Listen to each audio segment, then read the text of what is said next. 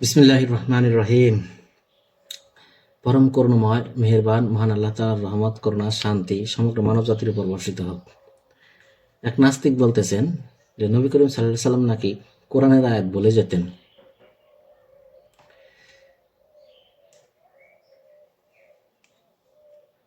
নবী করিম সাল্লাল্লাহু আলাইহি সাল্লাম কোরআনের আয়াত ভুলে যেতেন না।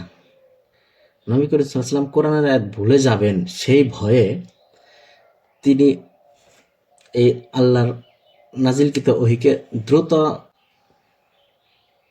উচ্চারণ করতেন। মুখস্থ করার জন্য তার জিহ্বাকে দ্রুত সঞ্চালন করতেন। তখন আল্লাহ তাআলা আয়াত নাজিল করেছিলেন যে এই ওহীকে দ্রুত আয়ত্ত করার জন্য তুমি তোমার জিহ্বাকে দ্রুত সঞ্চালন করো না, এটাকে সংরক্ষণের দায়িত্ব আমারই। যখন প্রথম আয়াত নাজিল হয়, ইকরা বিসমি রাব্বিকাল্লাযী খালাক, তখন নবী করিম সাল্লাল্লাহু আলাইহি সাল্লাম বললেন, আমি তো পড়তে পারি না। নবী করিম সাল্লাল্লাহু আলাইহি সাল্লাম যে পড়তে পারেন না সেটাকে জিবরাইল আলাইহিস সালাম জানতেন না? অবশ্যই জানতেন। তাহলে কি পড়তে বলা হয়েছিল সেটা জানতে হবে।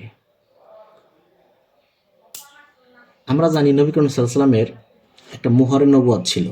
ঘাড়ের এখানে একটা মাংসপিণ্ডের মতো উঁচু, একটা কবুতরের ডিমের মতো উঁচু মাংসপিণ্ড ছিল, সেটাকে বলা হয় মুহরে নবুয়ত।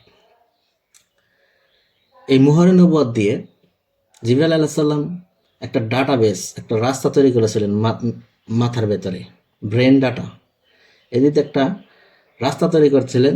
আর যে আয়াতগুলো নাজিল হতো মুহরে নবুয়ত দিয়ে ঢুকিয়ে দেওয়া হতো এবং এই দিকরাতে গিয়ে, দিকরা নবী করিম সাল্লাল্লাহু আলাইহি সাল্লামের মাথাতে দিকরা দেওয়া হয়েছিল, স্মরণিকা, যেখানে গিয়ে সেভ হতো, অটোমেটিক্যালি সেভ হয়ে যেত। নবী করিম সাল্লাল্লাহু আলাইহি সাল্লামকে মুখস্থ করতে হতো না।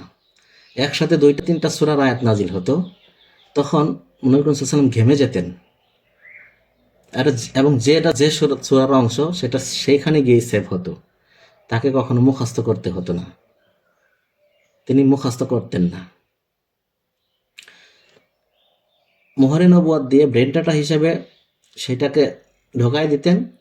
মাথাতে যে স্মরণিকা বা দিকরা ছিল সেইটা, ওই কোরআনের আয়াতগুলো যেটা যে সূরার অংশ সেটা সেখানে গিয়ে সেভ হতো। নবী মুহাম্মদ সাল্লাল্লাহু আলাইহি ওয়াসাল্লাম কখনো মুখস্থ করতেন না। প্রথম অবস্থায় মুখস্থ করার জন্য দ্রুত জিহ্বাকে সঞ্চালন করতেন, তখন আল্লাহ নিষেধ করলেন যে এটা আপনি ভুলবেন না, এটাকে সংরক্ষণের দায়িত্ব আমারই, আমি সংরক্ষণ করে দিচ্ছি। একজন নাস্তিকে বলতেছে সে নাকি ভুলে যেত, কখনো ভুলতেন না। প্রথম যখন আয়াত নাজিল হয়, বলা হয় ইকরা, তখন নবী করিম সাল্লাল্লাহু আলাইহি ওয়াসাল্লাম পড়তে পারছিলেন না,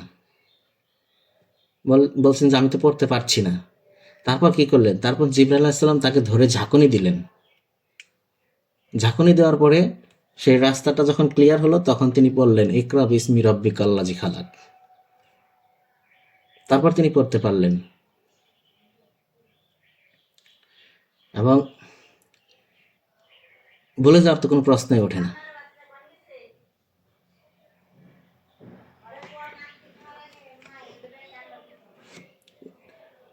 কোরআনটা ব্রেইন ডাটা হিসেবে কি করা হয়েছে, মুহরে নবুয়ত দিয়ে ঢুকিয়ে দেওয়া হতো, সেইটা দিকরা হিসেবে মাথায় গিয়ে সেভ হতো। একসাথে 2-3টা সূরার আয়াত নাজিল হতো, নবী করিম সাল্লাল্লাহু আলাইহি ওয়াসাল্লাম তখন ঘেমে যেতেন, তখন ওইটা দিকরাতে যেটা যে সূরার অংশ সেইখানে গিয়ে সেভ হতো, তিনি কখনো মুখস্থ করতেন না।